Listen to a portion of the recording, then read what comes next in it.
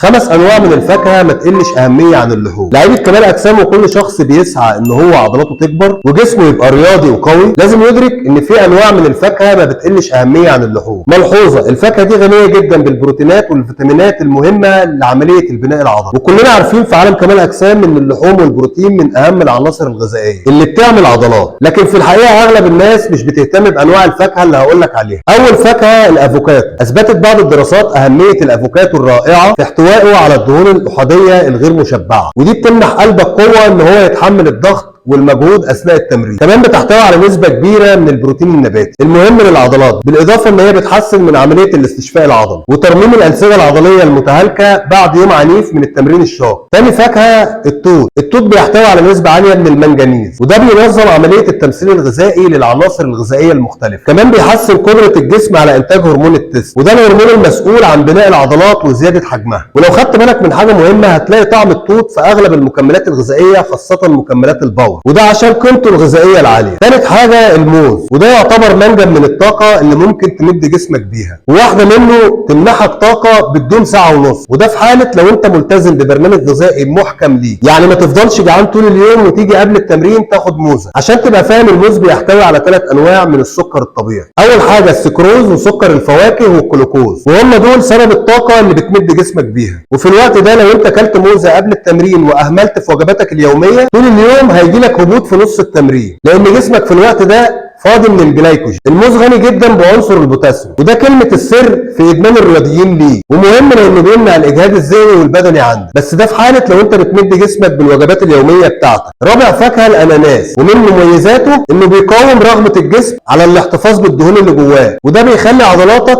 صلبه وصافيه طول الوقت وخاليه تماما من الدهون. وكمان بيعمل حاجه مهمه جدا، بينعش عضلات الجسم بسبب كميه الميه الكبيره اللي جواه، وده بيحافظ على صحه العضلات ويبعد عنك الاصابات او التشنجات العضليه. خامس فاكهه البطيخ، ودي الفاكهه القريبه من جميع البشر وليها فوائد كتير. لو اتكلمنا بالنسبه للعضلات فهي بتنعش عضلات الجسم وبتخليها دايما رطبه لمنع الاصابات العضليه لاحتوائها على البروتين، وده بسبب البذور اللي جواه. البطيخ بيحسن من القدره الجنسيه عن طريق تعزيز هرمون الذكوره، وده زي ما قلنا الهرمون المسؤول عن زياده حجم العضلات. وبكده نكون انتهينا من حلقه النهارده. ما تنسوش تشتركوا في القناه وتفعلوا زر الجرس عشان يجيلكم كل جديد.